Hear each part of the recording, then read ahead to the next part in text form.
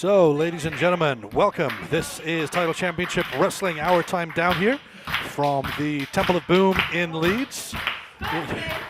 It is Mother's Day in the UK.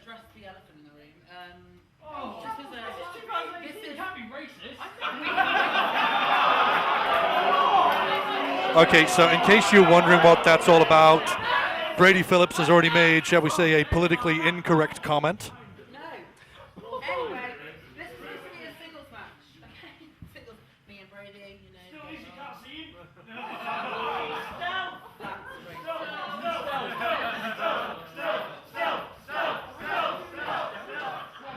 Now, Stealth has already confused most of the audience by coming in via a different entrance, so. I would prefer if you just stayed back in that corner and let us two mingle. Mark him. So, stay away, okay? And I think just like that, things are going to get underway. Now, as I will have stated during the ring introductions, which you may not be aware of, this is a three-way dance, so we'll be set for a single decision. And the winner of this match will receive an opportunity at the Tidal Championship Wrestling Open Championship. Now, Brady Phillips has been in the ring with Tidal before. Some of you may remember him wrestling Joe Nelson end of last year, losing a University Pint match bet, if I recall correctly. Visage, this is his first time in ring with Tidal. Likewise, Stealth.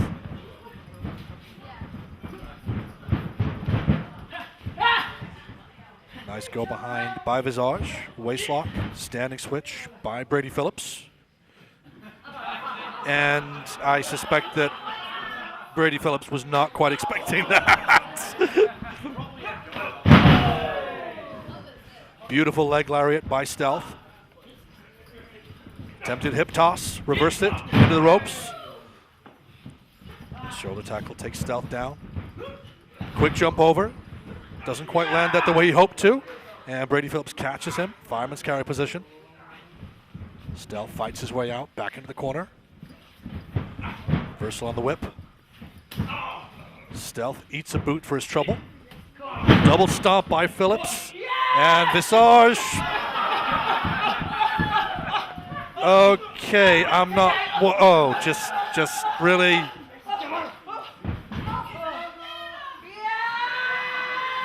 I'm just going to point out it's March 11th, not March 14th. I'm not sure if Visage is aware of that yet. And this is a vegan restaurant, so there'll be no steak. Beautiful springboard leg lariat attempt by Stealth. Turns it round. Beautiful Northern Light suplex. And Brady kicks out on two.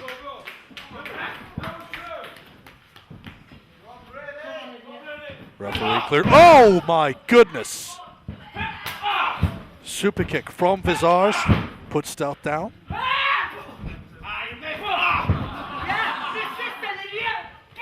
Oh!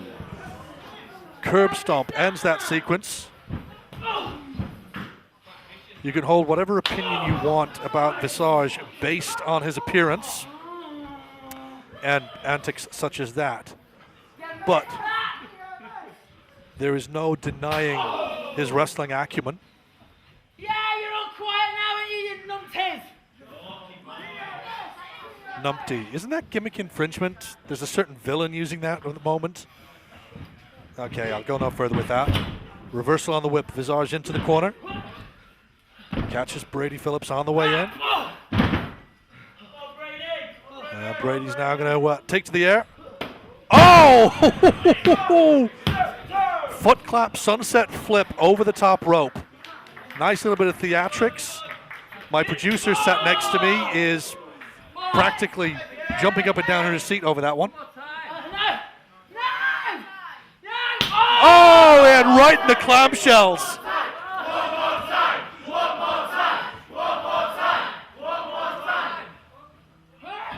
Oh, no. Turnaround is fair play. Oh! Okay, Visage's chest is now clam chowder. End of. Stealth meanwhile. Oh! Sweet Somoli! Now, let's be totally honest about this. Brady is not, shall we say, the biggest of individuals, but those are some meaty forearms he's throwing.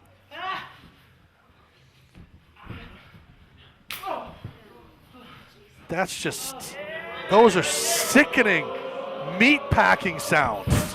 Oh! And that's what happens when you try to be a little too spectacular.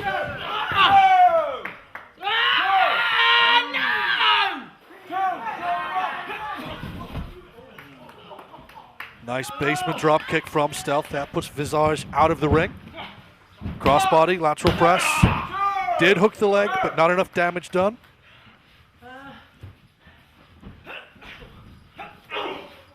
Now, as you may or may not be aware, I may have alluded to on previous occasions, I do get to travel around the country and see quite a few shows. This, however, is the first time I have seen Stealth. And I have to say, I am rather liking what I'm seeing of this young man. Interesting appearance, obviously well put together. Technically proficient. Be interesting to see if the young man is an aerialist. Beautiful suplex. Now he's going to turn his attention to Brady. Hooks him up. Nice scoop slam. And yeah, maybe he is an aerialist. Now it's a relatively low set ring, relatively low ceiling. And that a little bit of satisfaction from Visage. Pin attempt. Now he got full body weight across there, got the leg. Exactly the same with Brady Phillips, only a 2 count for both of them. Again, rolls him up. And there's a definite rope break there, says our referee. And Visage. Okay, I think Visage may have consumed one too many E numbers in his pre-match supplements.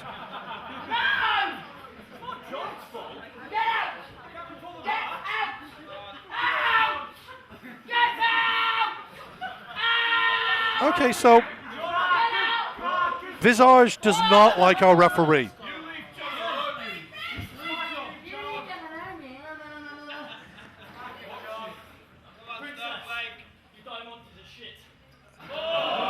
Oh, now that is fighting talk.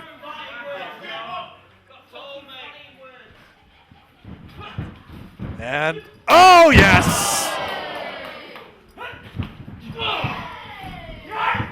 Oh, beautiful. Running, jumping uppercuts. Oh! Now that was nasty, but it definitely did the job. And oh, that was interesting. Stealth kicked out at the same time as Visage hit the break. My money's a shit. You dickhead. Attempting spin heel kick. Beautiful pin attempt by Brady Phillips. Broken up by Stealth. Stealth whipped into the ropes. Up. Oh! Pancake uppercuts. That could quite possibly have broken Stealth's jaw. That was just unbelievably nasty. It looks like Stealth is just dead weight now. Oh! Bye-bye, Brady. Thank you for playing.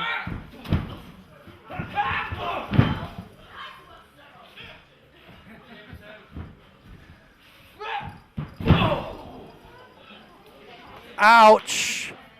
That was just plain old nasty. But Brady Phillips managed to kick out. Now, we're not in the best vantage position for seeing everything that goes on in the ring, so you will probably see more than I can talk about as this is going on. I do apologize for that. Don't take it personally. Nice springboard kick. Takes Visage down. Stealth now putting Brady in position for, well, this looks like the setup for powerbomb. Gets him up. Doesn't manage to hold him though. Brady returns it. Powerbomb position, drops him straight back down. Referee goes in. Visage trying to get Brady out of the ring. Visage rolls it round, gets back in position. And that is it. Your winner by pinfall, Brady Phillips. Ladies and gentlemen, your winner by pinfall, Brady Phillips.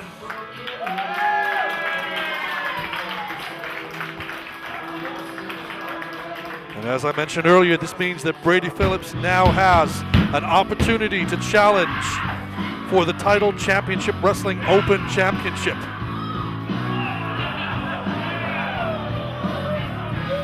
I have no doubts Visage will be back. And from a personal note, I'm really looking forward to seeing if Stealth comes back. Definitely someone I'll be keeping an eye on in future. But we will obviously be seeing Brady Phillips at some point soon.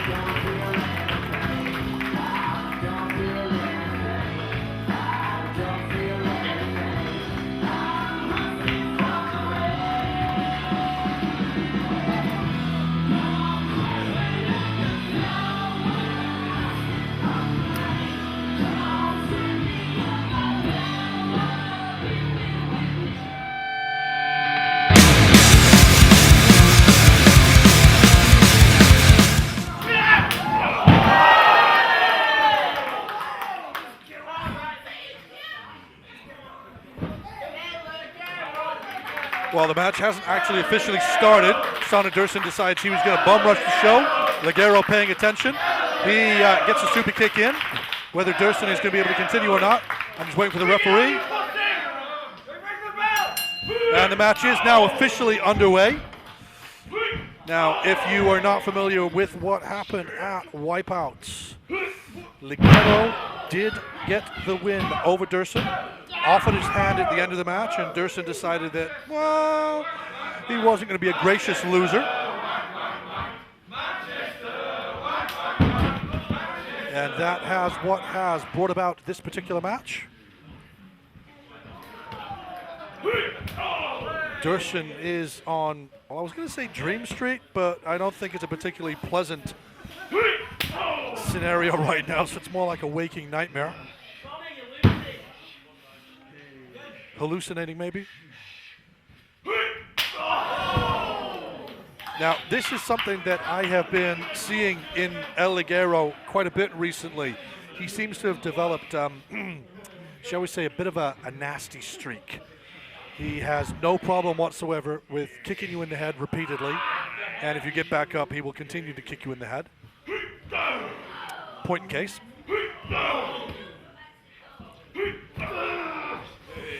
Dursun getting his second wind.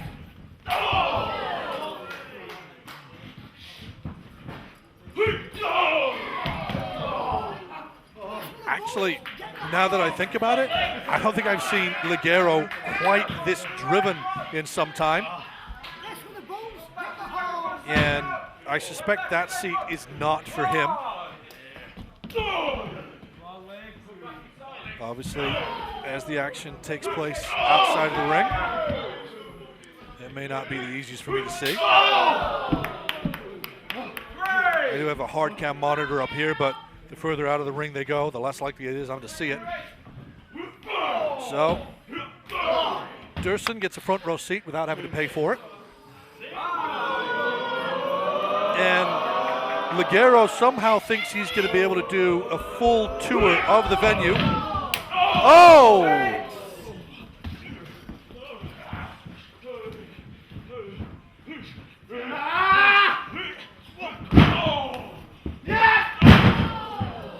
Beautiful targeted offense by Dursun.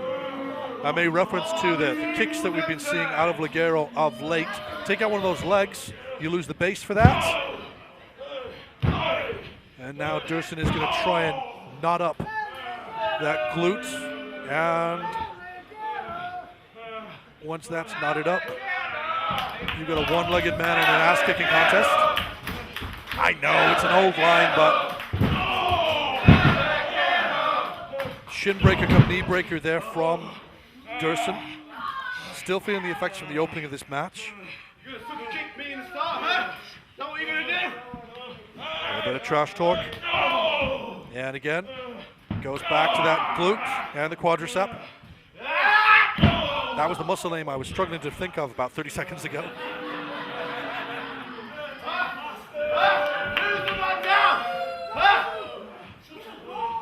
A little bit of showboating from Dursun. Stiff European uppercut in the corner. Winds up the arm.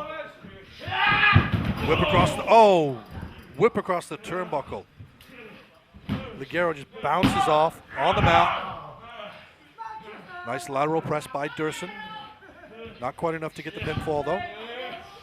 But as you no doubt have heard many times before, every time you have to kick out of a pinfall attempt, you're expending energy you could be using elsewhere.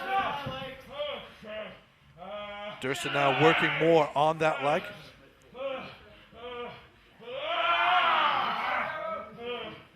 Now Ligero's left leg is trapped in a, I was going to say in a basic figure 4 variant. Dursun having his leg grapevined around it. And then driving the point of his knuckles into where the thigh meets knee. Nice dragon screw leg whip. Oh! And a very authoritative kick out by Ligero. Single leg crab. Ligero does have the ropes, which means there should be a break. Dursun lets it go. Just measuring him. Goes back to that thigh and knee. Ligero tries to roll out of the way. I'm not too sure where that stomp landed, but it definitely was not pleasant. Now, I don't know whether the house mics are picking that up, but the noises Ligero is making. The last time I heard a noise like that, it came out of a cinematic slasher killer. It's the noise you expect from a guy in a mask who's hunting you.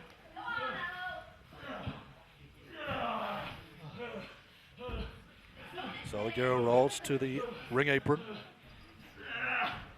Gets up on one leg. Now he's not putting any weight on that left leg at this time, but it looks like he's going to try going for the high rent district. Muscles himself up. That's arm strength, core strength right there. And Dursun just gets out of the ring.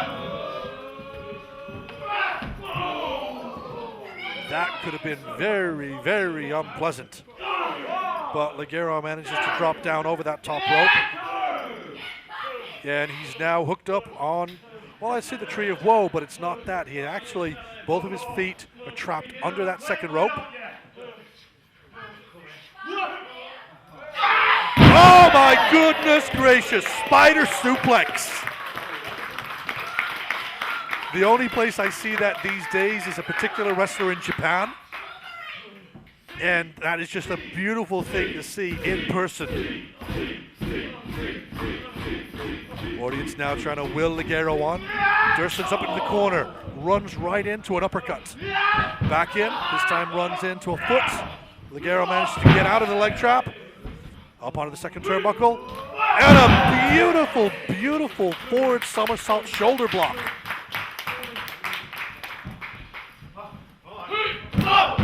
Dursun's on Dream Street. Eats a forearm come elbow. Eats another one.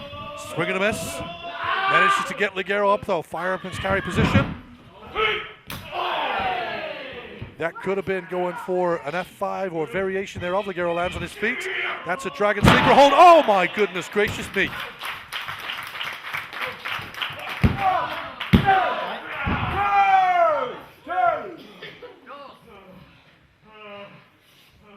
So I think the best way I could describe that would either be a dragon sleeper suplex or a dragon sleeper gutbuster. There may be an official name somewhere, a branded title for that move, but damn. And Dursun is looking for his daily protein intake. And a sickening forearm. Oh, goodness gracious me. Tiger suplex. But it only gets him a 2 count. muscling Ligero up into the air, over, drops him down on the back of his neck and his shoulders, if not the back of his head. Only gets a 2 count out of it.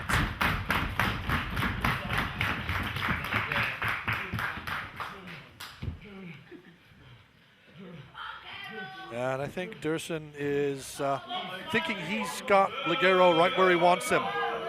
Ligero's not moving. Dursun up onto the top turnbuckle. Attempted a double stomp, missed. Ligero steps to the side. Beautiful shotgun drop kick. Puts Dursun back into the turnbuckles.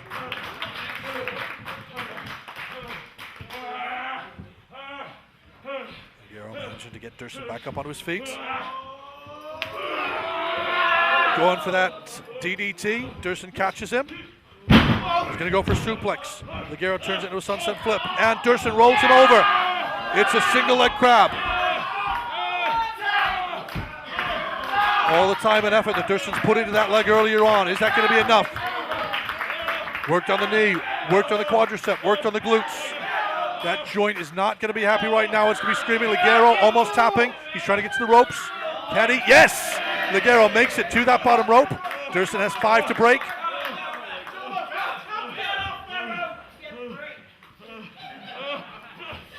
Dursun dragging Ligero back in. Hooking him back up.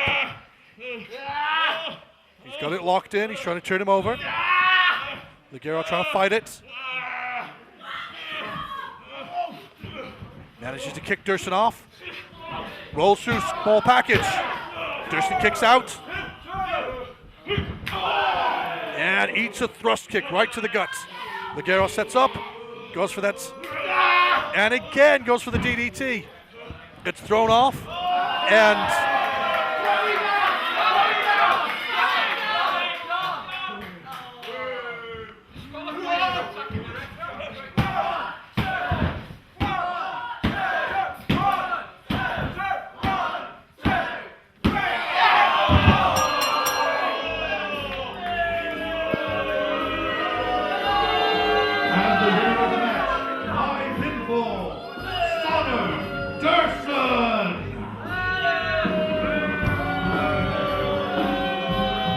now, despite all of the damage that he did, really that just came down to who had the most leverage at the end.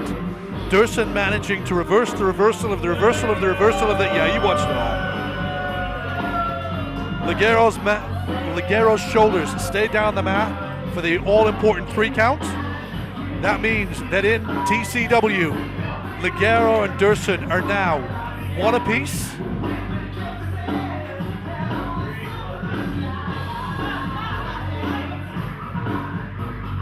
Now, I'm wondering whether we're going to get a repeat of the last match and whether Dursun's actually going to be magnanimous in victory now. Oh, no. Okay. So Dursun is just as sore a winner as he is a loser. If I may borrow an expression from the French, quelle surprise.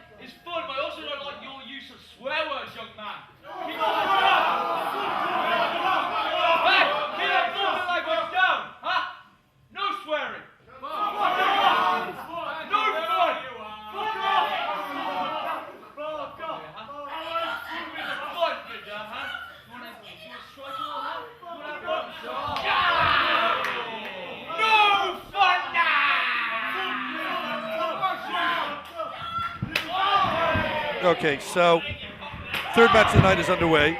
There is a reason why I said nothing right up until this point. I was just waiting to see exactly what happened. So if you know, you know. If you don't, you don't. But this is Chief Deputy Dunne of the Anti-Fun Police, and he is going up against the reformed and rehabilitated Shorn Only. Up until recently, Mr. Only was, shall we say, persona non grata with the Tidal fan base. But they have taken to him following his match at Wipeout against Sugar Dunkerton.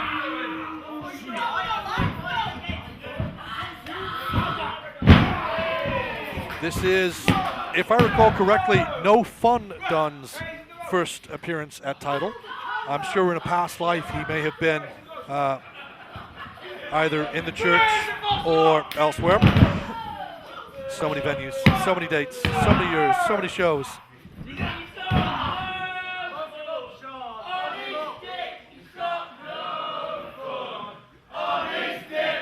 So obviously there is a reason for the chant. And I'm sure if you see Chief Deputy Dunne's trunks, you will understand exactly what that's all about. All I'm going to say is from where I am sat right now, all I can see is the back of Chief Deputy Dunne's trunks, and it looks like he has got the ass cheeks cut out on him.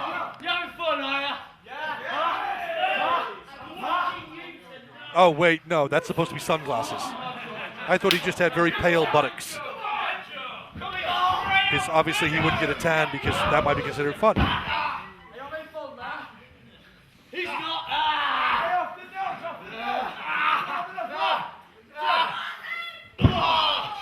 You know, for a man who is supposed to, you know, enforce the rules, because surely that's what any kind of police officer does, he doesn't seem to have much of a grasp of what the rules are in a wrestling ring. And I'm surprised that the referee is allowing a lot of what's happened. Rake in the face, fish hooking the nose, taking Only into the corner, wailing on him. By rights, that should be a 5 count and out of the corner. But Dunne is controlling the pace of this match.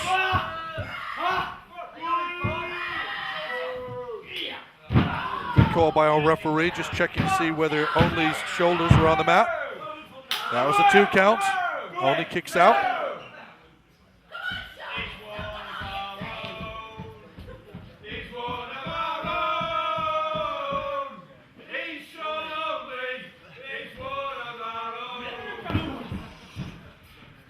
Yes, the audience making it known that they feel Mr. Only is one of theirs now.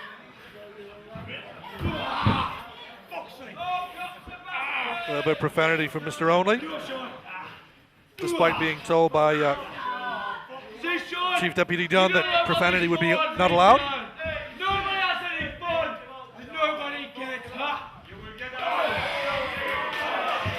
Shorn firing back now. Solid elbow come forearms to the jaw of Dunne. Leg lariat takes him down, middle of the ring. Only gets back to his feet, goes for a thrust kick or a super kick. Manages to, oh yes, cutter! Oh! But Shorn doesn't capitalize on that. Runs in the corner, eats a boot.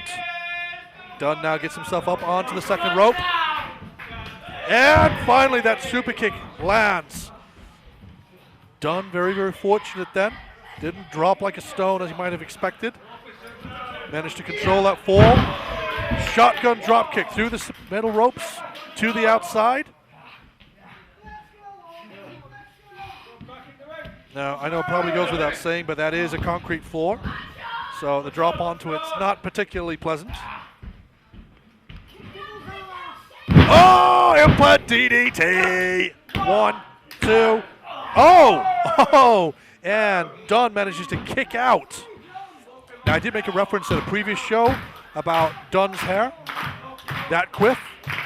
Perhaps it is indeed true that that hairstyle is proof against DDTs, pile drivers, brainbusters. Shining Wizard to the back of the head by Dunne. And only kicks out at 2.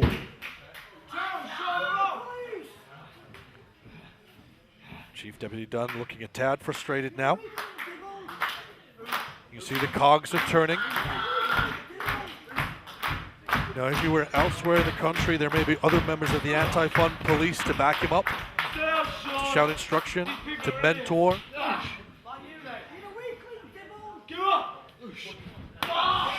Doesn't have them here. Trading forearm, come elbow shots.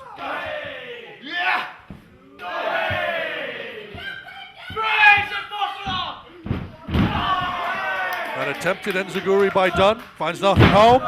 Curb stomp attempt by Only. Cross kick followed by shotgun drop kick. Or shotgun boot, depending on your point of view. Both bent down on the mat. Referee is now starting his mandatory 10 count.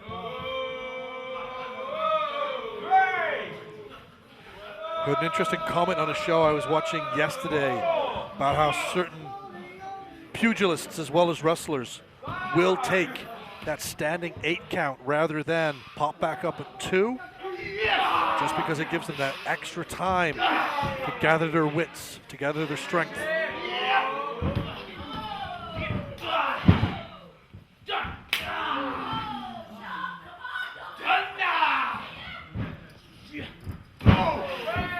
And Dunne just jumps straight into a forearm shot and a curb stomp. Last caress. And that is it.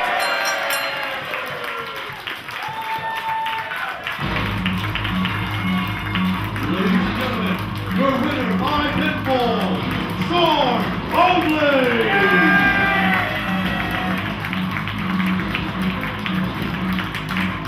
And just like that, match ends.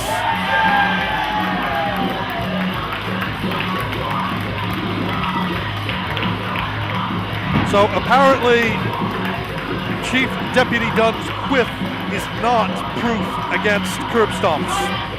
DDTs, yes. Pile drivers, yes. Brainbusters, yes. Curb stomps? Oh, hell no!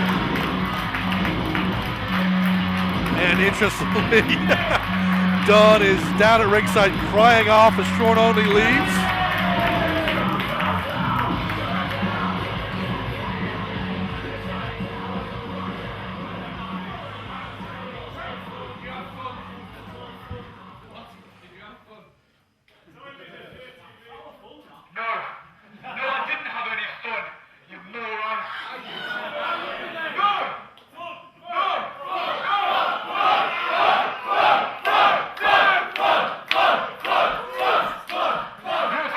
And that hopefully will be the last we see of Chief Deputy Dunne in a title ring for some time to come.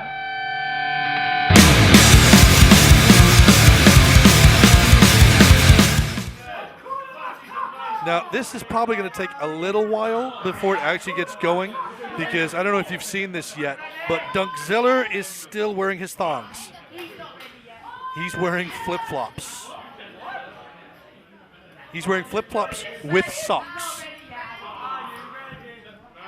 So it's going to take him time to put whatever footwear it is he wears on.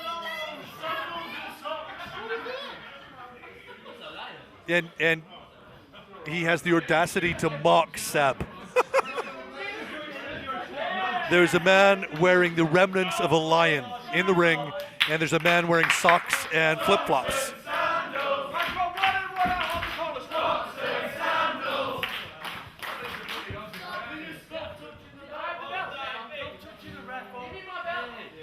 Kyle Fletcher seems to have designs on the TCW Tag Team Championship. Yeah, as I say, to the best of my knowledge, this is not a title match, but Kyle wants it to be, apparently.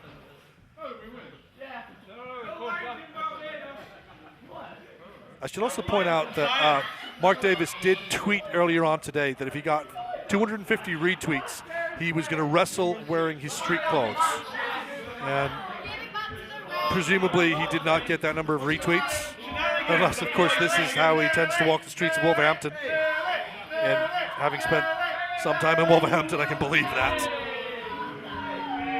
So Fletcher is leaving with one of the tag belts. And Mark Davis is still to put his actual shoes on.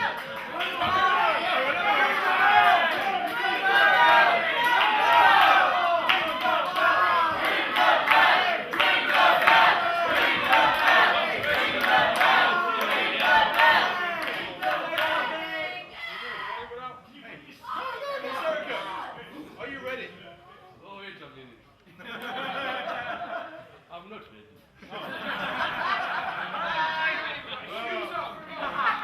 You need help? Shoes on. Stamp on his foot, Nsereko. Okay, so the Lion Kings have managed to remove their ring entry attire. Mark Davis, Dunkzilla still has not got his shoes on.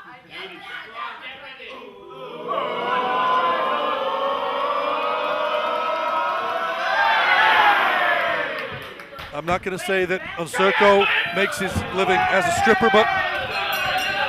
And that's it, the match is underway. The Aussie Arrow just found his way back. He must have gone all the way around via the bar. And now he's just wailing away on Nsereko.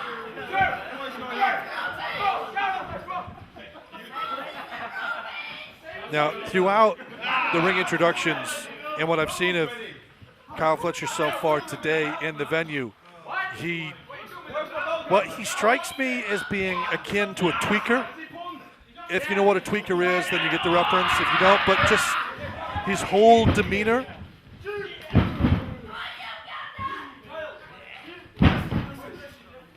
And there's definitely something that's not quite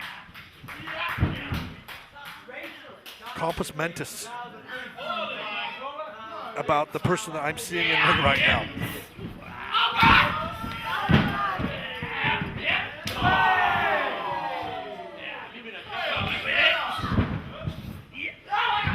Oh, very nicely done by Nsereko. Drops the elbow, back of the neck. Big leg drop. Blind tag made. Diving headbutt by Nsereko. Sebb Strife enters the ring.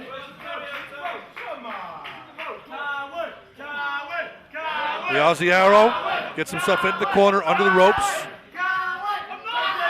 Sebb knows the rules. He knows he's not allowed to attack. Well, he can, but it's not really permitted. And, okay, so I mentioned in one of the previous matches about the vantage points. And, that's where he is. Dunkzilla was sat down with the audience, finally putting his wrestling shoes on. The flip-flops are off. The t-shirt is now off. And the tag has been made, so Dunkzilla is in.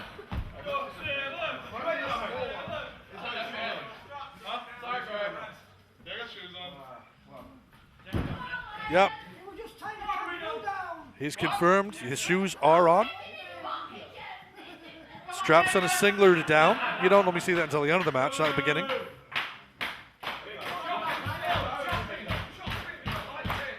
Now there are people asking for Dunkzilla to get chopped. If you know his recent history, he had a match with Volta. And something new came into the wrestling lexicon. He got Waltered. Basically, he got the top of his chest opened up by Walter's chops. You can still see him healing up. That right hand pat. Running shoulder block with Sebb, and he comes off on the losing edge of that.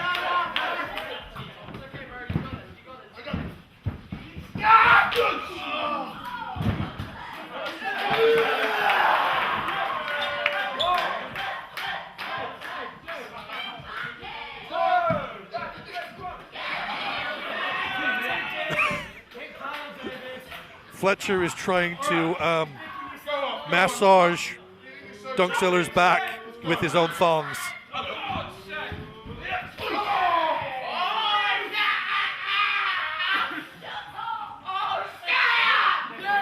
There are some very strange noises coming from the Aussie Arrow.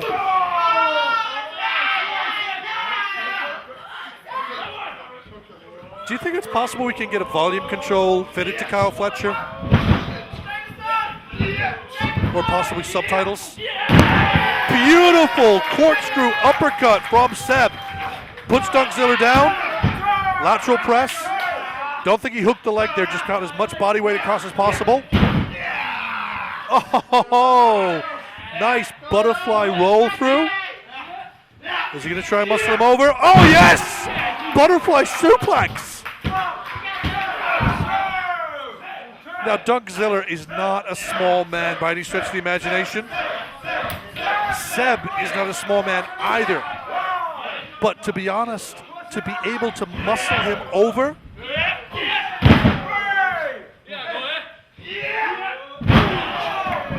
double team by the Lion Kings. Nsereko is the legal man. He does hook the leg for that pinfall attempt. Dunkzilla's out. Kyle Fletcher's tagged in.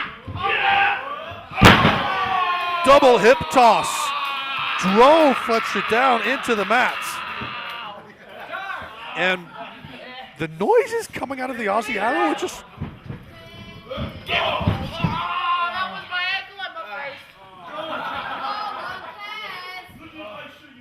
So that was a drop toe hold or ankle hold that went into an elbow, and you are... There are words that I want to use, but I don't know whether this is an 18 or not, so I'm just going to go, oh my gosh! Sebb Strife just hit a standing moonsault. Nsereko, meanwhile, is up on the top, and that was just, I think Fletcher had hold of one of Nsereko's nipples to do that.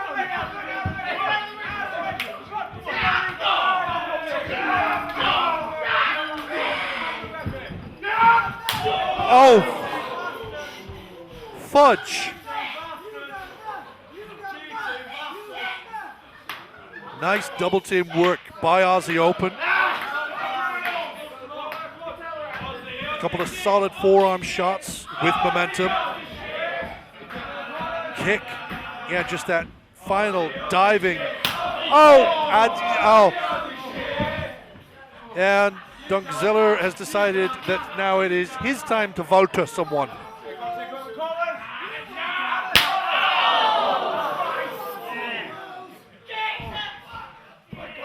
I think the word I'm looking for here is ow.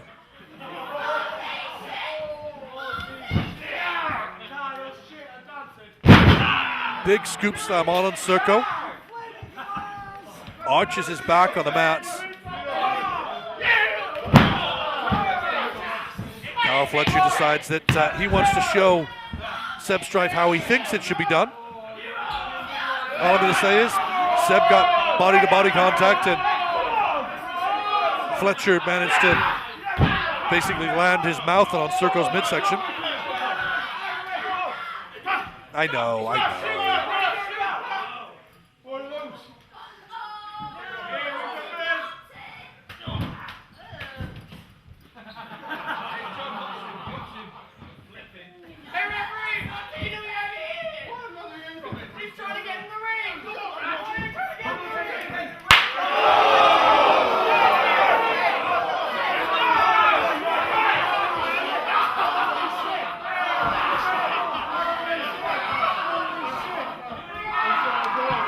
There is a part of my soul that just died.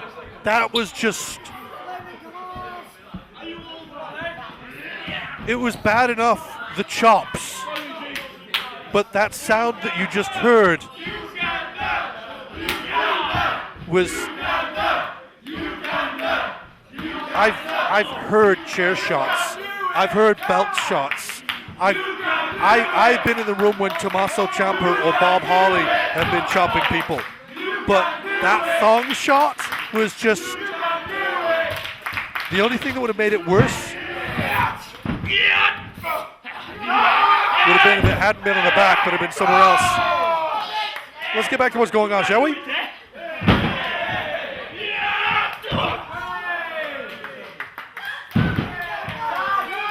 Beautiful running headbutt from Nsereko. Now I can't tell whether there was a tag made or not there on the Lion King side.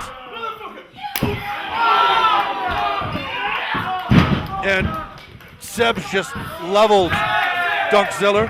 He's back in the ring, and he now levels the Aussie Arrow.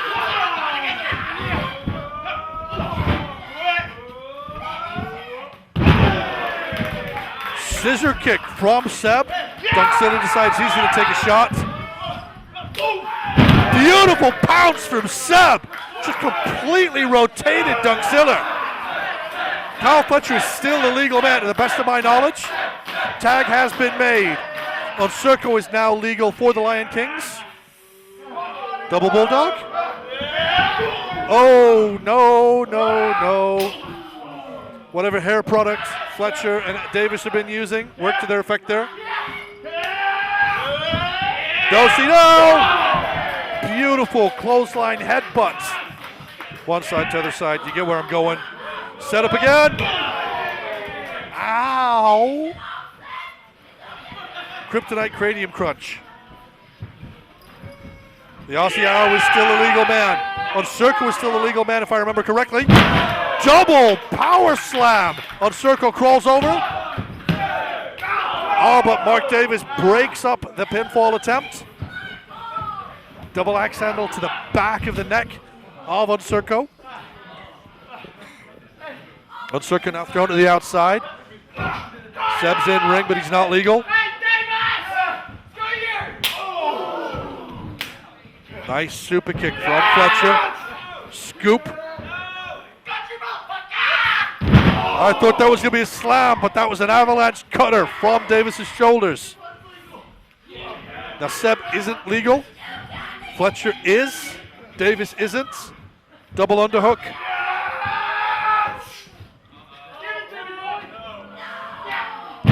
Nicely done. And a kick out by Nsereko. Held up in J-driller position. All the blood runs to his head. Fletcher then takes over, drops him down, goes for a pinfall. Attempted washing machine by the Aussie Open. Nsereko counters. That's Davis to the outside. Forearm, chop. Forearm, chop. Okay, wash, rinse, repeat.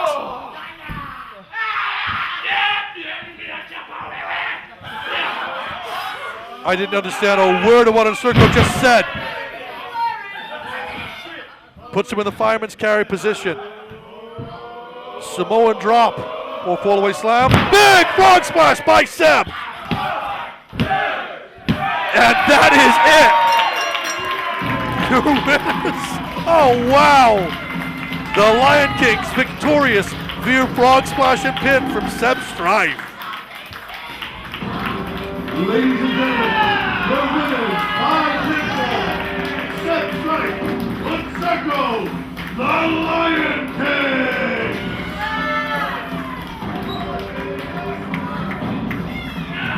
That was chaotic. Say what you will about the sportspersonship of Aussie Open. I personally am looking forward to seeing them come back. And it looks like Mark Fletcher may actually still have. Yeah, Mark Fletcher has one of the belts still from when he ran away earlier.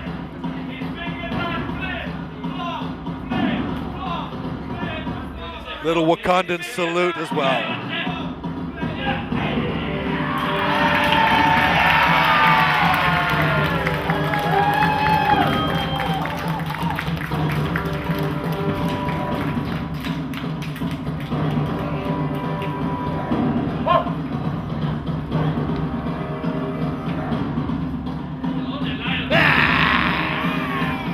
Yeah, go Tidal. It's Tidal. It's Tidal.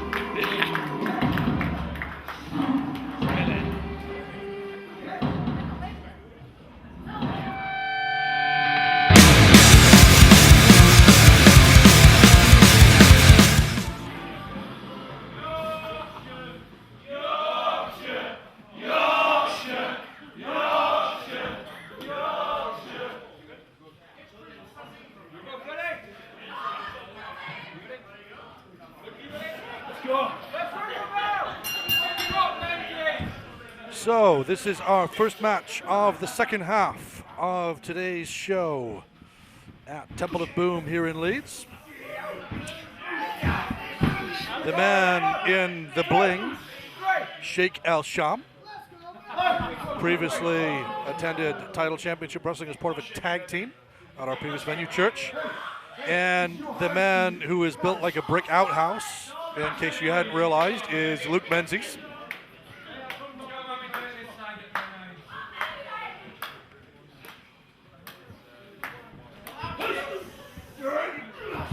Obviously, there's not a great deal I need to tell you about Luke Menzies if you've been following Tidal Championship Wrestling and British wrestling in the north of England and south of Scotland probably for the last 6 to 8 months. You'll be more than aware of his pedigree. Sheikh Sham, meanwhile, tends to ply his trade in the northwest. I may be incorrect in stating this, but I believe he is a graduate of PCW's training school. Obviously, spends enough time in the gym. Question is whether he spends enough time studying between the ropes. And regardless of whether he studied or not, the question would be whether that is enough to take on the brawn that is Luke Menzies. Deceptive combination of power and speed. As of late has been utilizing some interesting judo as well as quote-unquote catch-as-catch-can wrestling in his in-ring repertoire. At the moment, though, it is just raw-bone power that he's utilizing. Variation, three-point stance, charge in the corner on the outside. Sheikh Sham just gets out of the way. Rolls Luke back into the ring. Now, under different circumstances, I would make reference to the relative inexperience of either man. But both individuals have roughly the same experience level to the best of my knowledge right at this time. It just happens that Sheikh Sham has gotten the upper hand. That ill-advised charge into the ring post on the outside by Menzies, taking him out of his game plan. And it's unusual that you see Luke Menzies being so physically dominated, manhandled by an opponent regardless of size. Now, we did see this at our last event here at the Temple of Boom,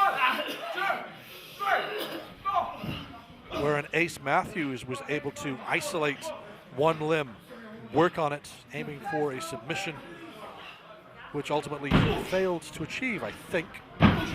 It's been a month. Yes, I'm just consulting my notes. Yes, Luke Menzies did get the victory over Ace Matthews at our last show here.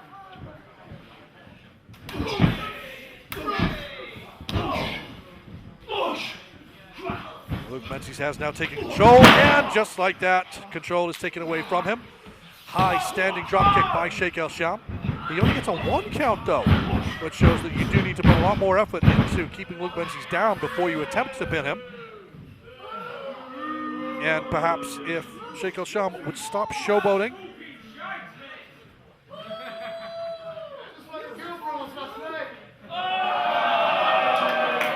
Okay, I'm going to pretend I didn't hear that.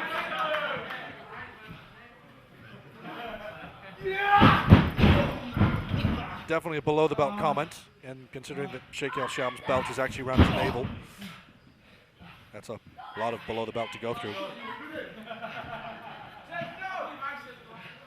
Menzies still down on the mat. Sheikh Sham brings him back up hard way. Puts him in the top turnbuckle, drops down. Lackadaisical cover, I think, there. He didn't really put the effort in, didn't get the body weight down, hadn't done the due diligence beforehand. Yes, he did hook a leg, but not enough.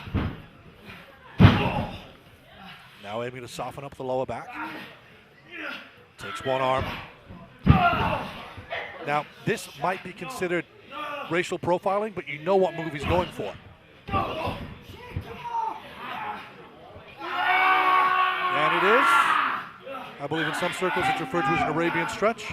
Most times you call it what it is. It's a camel clutch.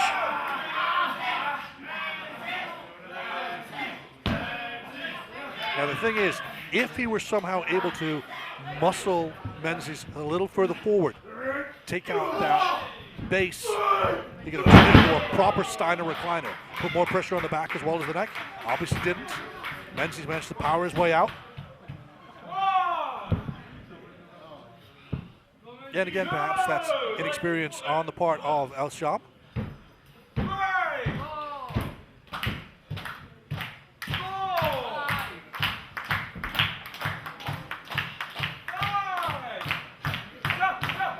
Both competitors back up to a vertical base.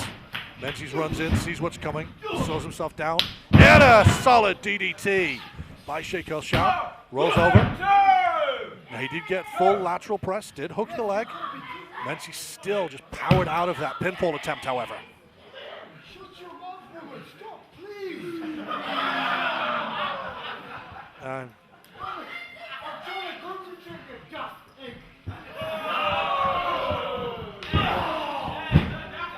Forearm shiver to the back of Menzies. Now we've already seen that attempt at a camel clutch. I'd say attempt. It was a camel clutch, just an attempt at a submission, which he didn't get. Force him back into the ropes. Another forearm shot to the back.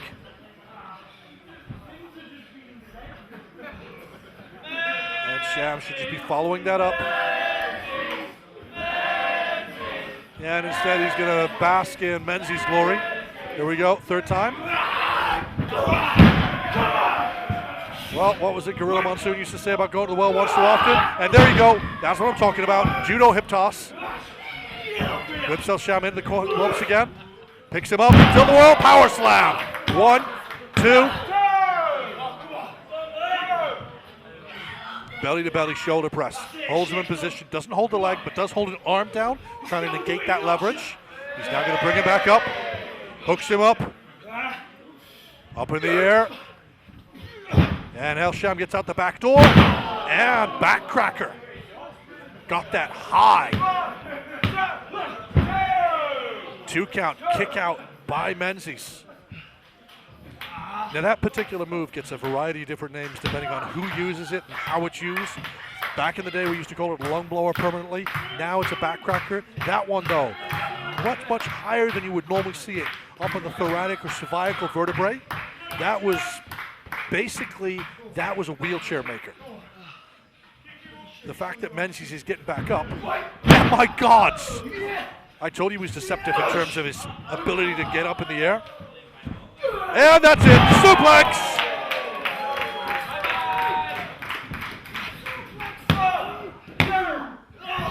And I was about to say, and the winner is, but somehow El Sham managed to get that left shoulder up. That was an explosive suplex. Hooks him back up. Arm goes over. This is normally the ending. And again, it's a rake of the eyes. El Sham escapes via the back door. Picked up, thrown across. And oh!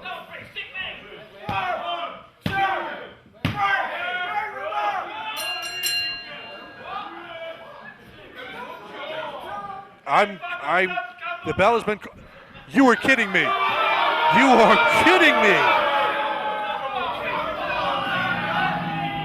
And your winner by pinfall, Sheikh El Sham. Now, I'm perplexed by that.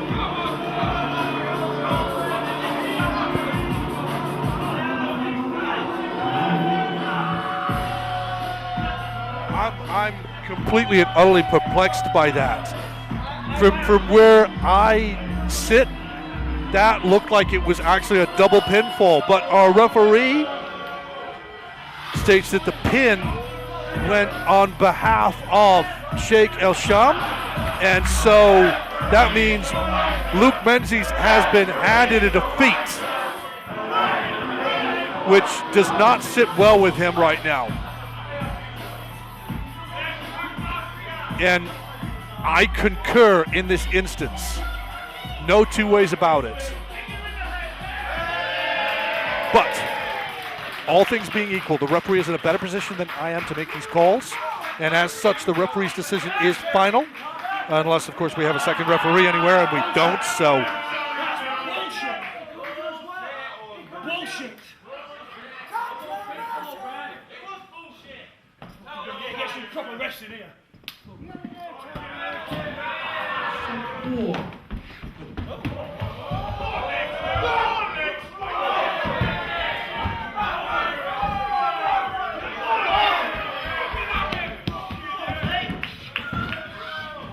Okay, so I'm not exactly certain about what's going on here, but oh my good gods!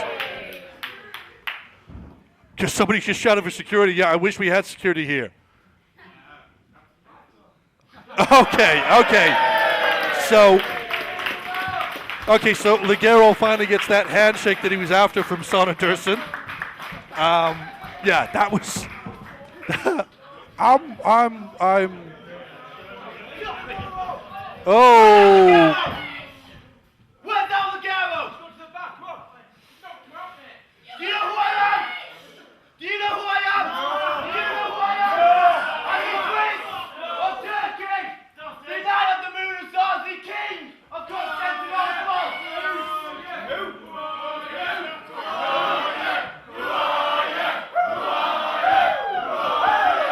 I think it's fair to say that the audience is not particularly enamored of Shauna Dursun.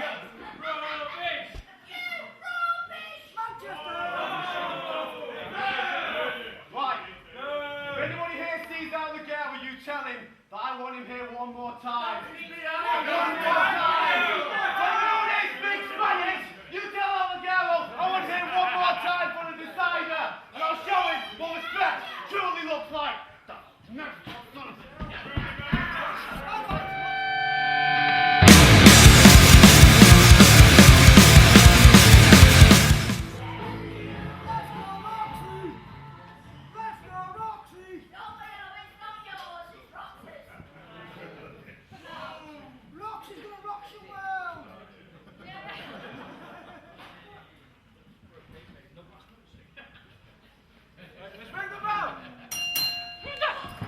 Okay, so the match immediately sets off.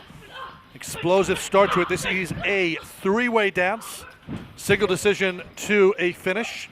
It is our women's champion, Roxy, defending against, from Preston, Rhio, which, in case you needed the information, there is the lady with the dreadlocks, and Shauna, who usually has a fox's tail when she enters the ring. She has one on the back of her trunks, however.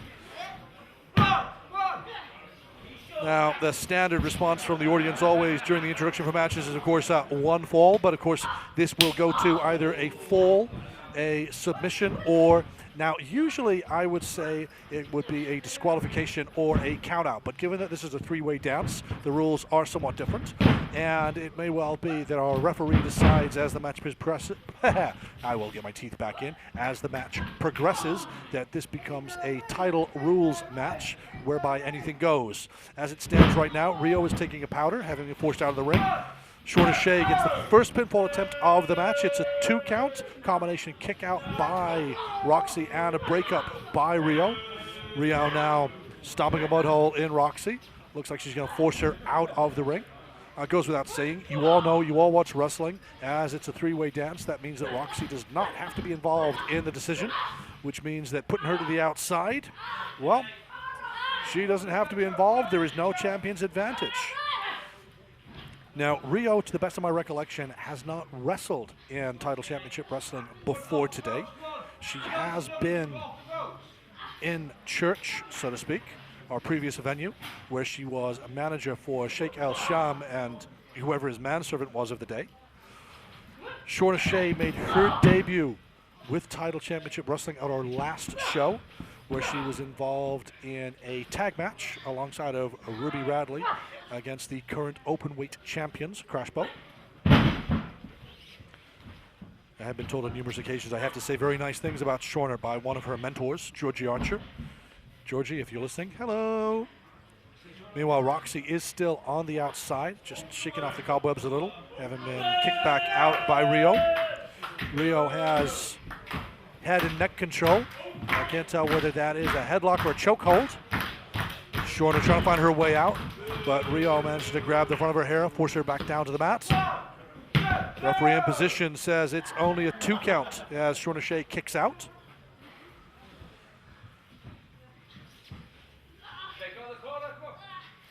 Knee to the side of the neck. In case you're wondering what that does, well, that's going to create pressure on the carotid artery. Little Miss Roxy put back to the outside once more. And it is all Rhio versus Shauna Shay at this time. Solid whip into the turnbuckles by Rhio. She's now going to follow up. Nice forearm elbow combination. Shauna Shay still standing. And this time it is a running, jumping knee that puts Shauna down to that first turnbuckle. Rhio now just basking in her own glory. And Miss Roxy is in. Standing shotgun drop kick.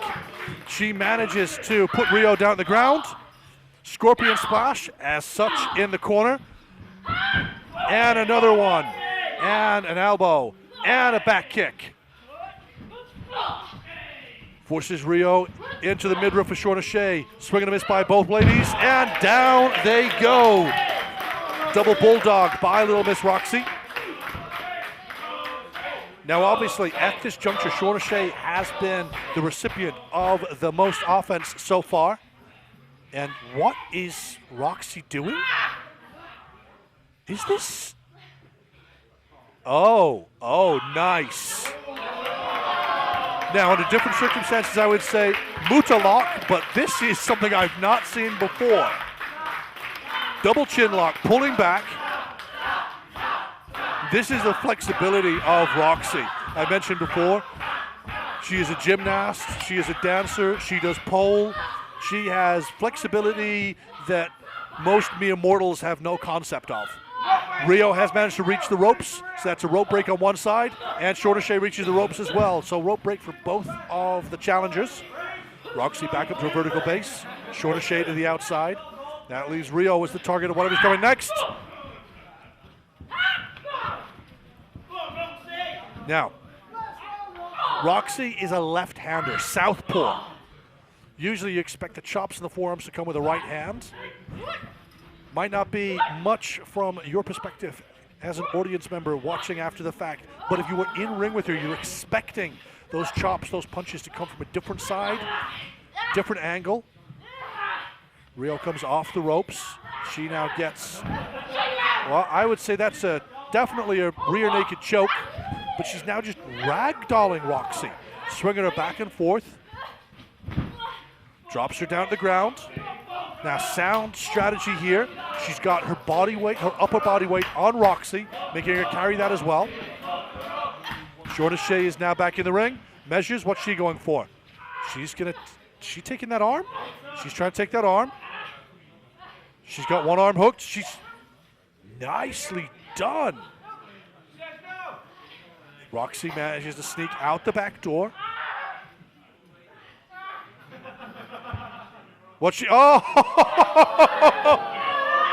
So, it's back to that Muta lock variation. Chin lock, pulling back on it. Now the question is, of course, if somebody taps here, who gets the submission? If Shaner taps, then Shauna, then that is definitely a submission in the favor of Roxy. But if Rhio taps, now Rhio is moving just, so she is still in the fight. Obviously, if she is no longer in a position to defend herself, then the referee can call for stoppage. Now the foot is on the ropes, that means Shauna Shay has to break her hold. Roxy did not have to break on Shauna Shay, however, because Shauna Shay was not in the ropes, except by proxy with Miss Roxy. And I'm not going to go any further with that. Rio's back up, rolling elbow. Spinning back fist from Shauna Shay.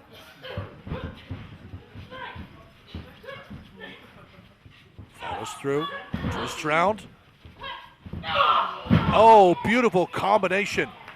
Pinfall attempt, and Roxy breaks it up.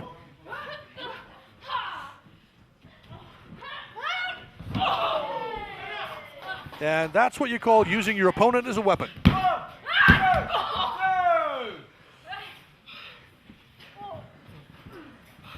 Match continues. Again, that left hand that I was talking about from Miss Roxy. Beautiful swing and a miss by Shauna Shay, countered by the scorpion kick. Now that was definitely a backcracker. Lower lumbar section, and a pinfall attempt, 2 counts. Rhio breaks it up. What's Rhio going for here? This looks like it's a variation pump handle. Oh my God! Oh! So pump handle variation gets a 2 count on Miss Roxy, and a Shining Wizard variant by Shauna Shay breaks up that pinfall attempt. Rhio is now forced to the outside by Shauna Shay. Shauna's going up onto the second rope. Over the top. She's going to go for, no! Oh, bad place to be. Anytime you move to the high rent district, you risk it. Oh! I don't know if Roxy has a name for that, but from this angle, that was sucks to be you. Roxy hooks up, DDT. Maintains control, rolls her through. Takes the arms. She's going to turn around. And it's a backslide. Rolls it over. And that is it, ladies and gentlemen.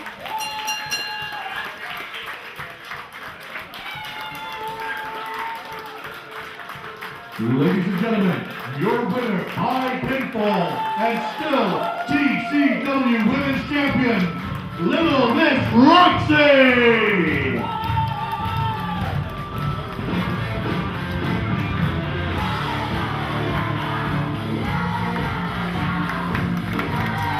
Now, part of me wonders if there was potential there. But, oh!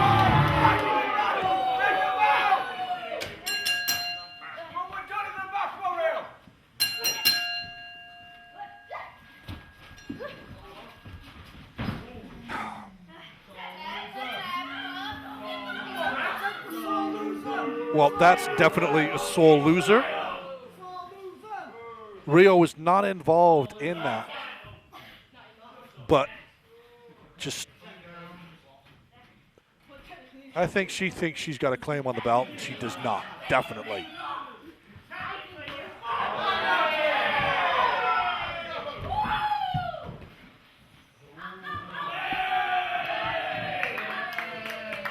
Ladies and gentlemen, your winner and still TCW Women's Champion, Little Miss Roxy.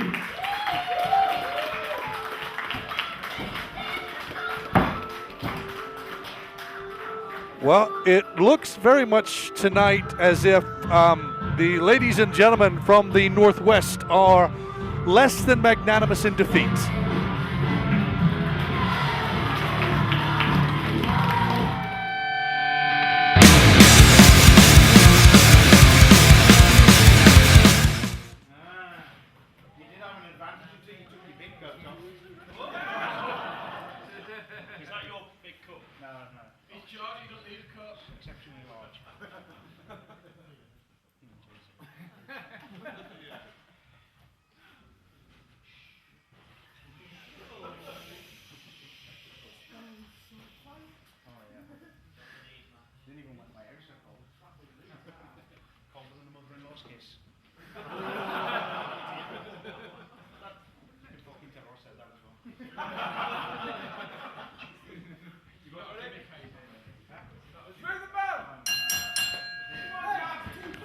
And this is it, ladies and gentlemen. This is our main event of the evening.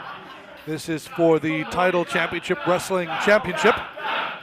Defending champion HT Drake in his second title defense. And he is defending against one of the men who is responsible for Tidal being asked not to return to a particular venue. If you look on the back catalog, which I'm sure you can find on Big Cartel and also online in certain places, that was Dave Mastiff and T-Bone and Damo and was it Rampage or was it Wolfgang? I think it might have been Wolfgang. It was them and a big glitter ball and the bar at a student union, and yeah, you need to go and find it. I only got to see half of the match because I was in the audience. I didn't get to see because when they just went completely feral. Anyway, getting back to what's going on in ring. Obviously, Dave Mastiff, still the powerhouse he always was. Drake still the, well, I want to call him a wrestling enigma. He is not someone who you would expect to do half of the things that he does do. And his CV here in Tidal is not so much that of gimmick killer, but import killer. If any of you pay attention to worldwide wrestling, you'll be aware that the current Ring of Honor champion is a man called Dalton Castle. Well, the Tidal Championship Wrestling champion holds a victory over him here in TCW. He also holds a victory over Joey Janela. Likewise, here in Tidal Championship Wrestling. So, whilst this may not be his biggest challenge in terms of name value, there is no understating the size of the challenge that Dave Mastiff presents to any opponent in ring. Mastiff is both incredibly strong, incredibly intimidating, but he also has cardiovascular conditioning, the likes of which cruiserweights would kill for.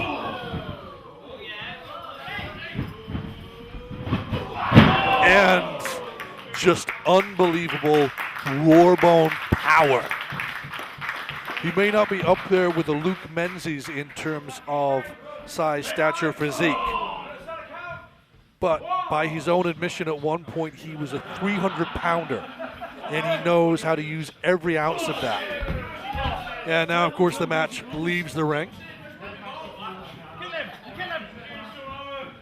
Now, there are people currently sat up on the bar. The last time we were in this venue, the match ended up on the bar. I don't think Mastiff will necessarily want to climb up there, but forearm and elbow shots. Now, again, I'll go back to this. Purists may say, oh, well, that's a forearm shot. That's a, when you watch what's actually happening, it's a case of the connection point is just between the bone of the forearm and the point of the elbow, which is actually one of the hardest parts of the human anatomy. If you have ever spent any time in a dojo of one kind or another where striking arts are involved, they will always suggest that you use that point of the elbow along with the heel of the palm. Now, I'm not too sure whether these tables are likely to be happy if Mr. Mastiff decides to utilize them. Drake's on the vertical base, jumping, double axe handle. Down on the back of Mastiff's neck, and Mastiff's introduced to the covered pool table. And a very solid forearm shot across the back of the neck. Okay, you know what's happening better than I am right now, better than I do. Out of our field of vision. They now move back into our field of vision. Mastiff's in position, and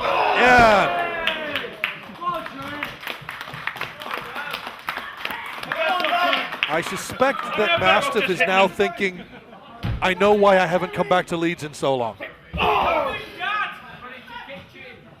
They're back over in the bar area.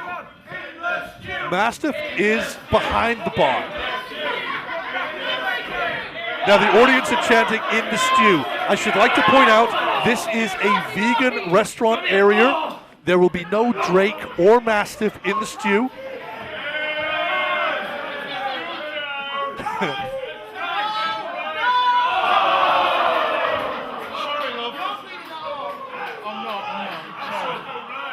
Okay, I have a sneaking suspicion that the menu is no longer considered vegan.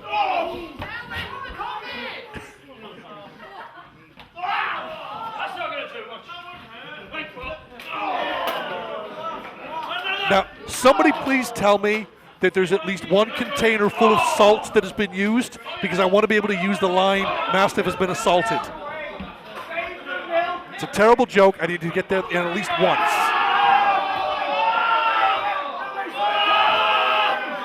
Is that a grater? Or is that... As I said, I really don't have a good view of what's going... Oh! It just... Oh.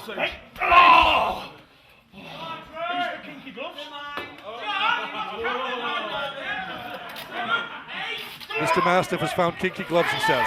And up! Oh! Are you... That's... I'm... Come here. I was going to say I'm perplexed, but I think Dave Mastiff is... Oh, okay, so Dave Mastiff has had his face wrapped up in gaffer tape. He is a bearded man, and I think he may just have been waxed.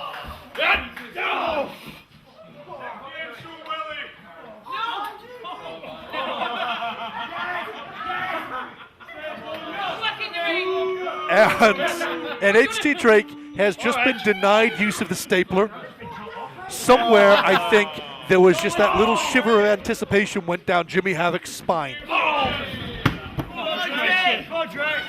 So, our beefy and burly individuals have come out from behind the vegan bar. This is just so many shades of wrong. And it looks like Dave Mastiff has gone back to his favorite point of attack with Drake, the nose, and ouch.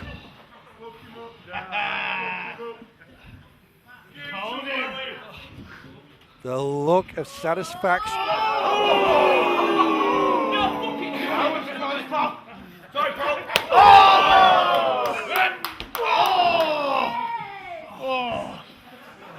Now, I don't know whether Mastiff just waltered a fan or managed to stop himself from waltering him, but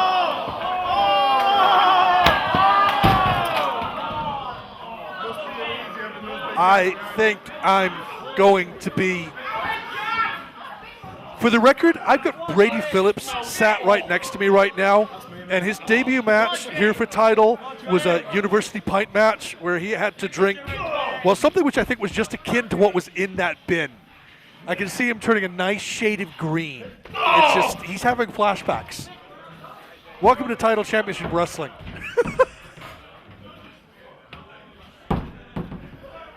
Okay, so again, we're in a position where we can't see anything from up here.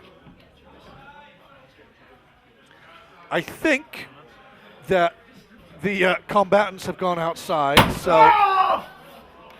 Oh, no, that sounds like they're in the space beneath where we are. And they're back out into the venue. Solid forearm shot to the back of the neck.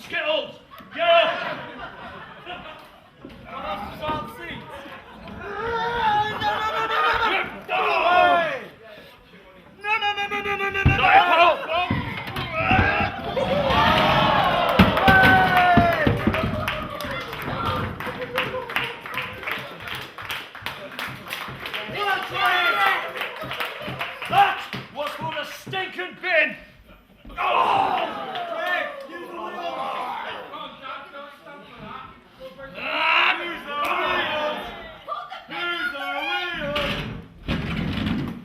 I think it's fair to say... Oh! There's the big outdoor coat, love. Mastiff has just jerseyed Drake. Superground is very happy now. Calm down.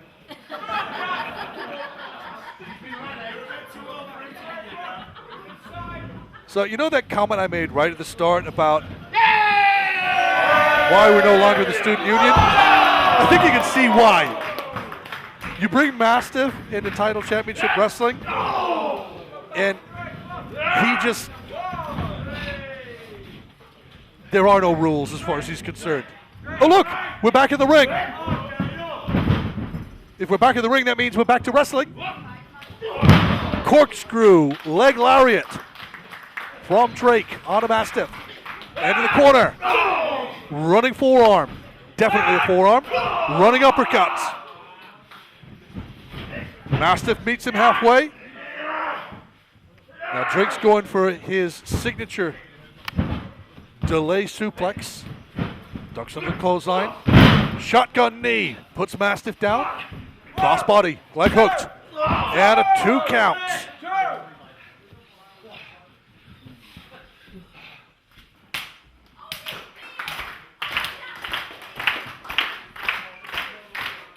I want to say that Mastiff is discombobulated, but that's not until next month.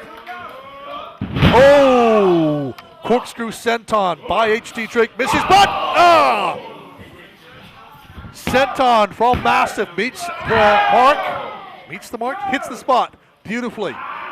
Full lateral press, leg hooked, but Drake still kicks out.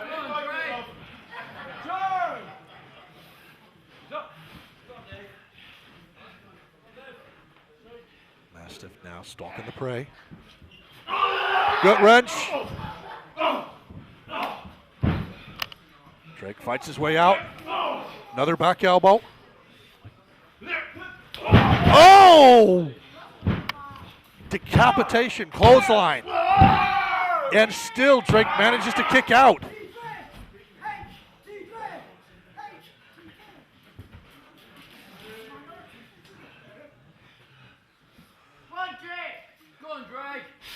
Oh! That just... Mastiff clears his nostril, ostensibly at Drake. Hits our photographer. Mike Mess has just become a sticky mess. And Mastiff is just reveling in it. Runs the buckle. Cannonball! Nobody home. Drake finds his way back to his feet slowly. Mastiff equally so to get back up. Codebreaker attempt by Drake. Blocked by Mastiff. Goes for it again. Flips over. Sunset flip. And he gets the 3 counts. Oh my God. And your winner is HT Drake. Ladies and gentlemen, your winner by pinfall and still title championship wrestling champion, HT Drake.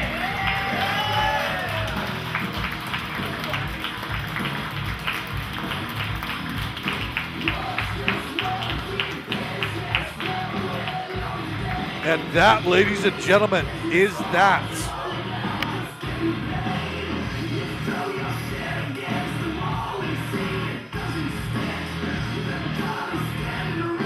Our time down here has come to an end. We will be back on April 29th with Bamboozled. I have been El Toupe. Thank you very much for your time with us.